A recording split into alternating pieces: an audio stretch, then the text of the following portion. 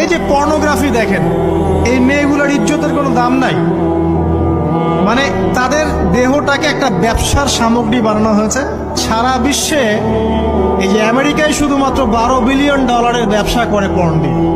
এটা একটা ব্যবসা, একটা ইন্ডাস্ট্রি। যেমন ফিল্ম ইন্ডাস্ট্রি আছে, তারপরে গানের ইন্ডাস্ট্রি আছে না, এরকম একটা ইন্ডাস্ট্রি হচ্ছে এই পর্ন ইন্ডাস্ট্রি। এখানে সবাই অ্যাক্টর অ্যাক্ট্রেস, এরা হচ্ছে অভিনেতা অভিনেত্রী।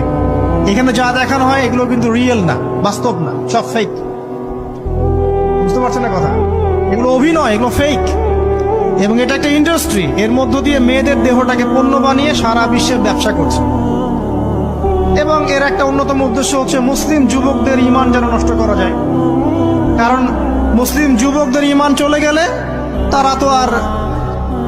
তারা নিশ্চিন্ত, ওদের পথে আর কেউ বাধা নাই। কারণ ওদের এই জুলুমের পথে বাধা যদি কেউ দিতে পারে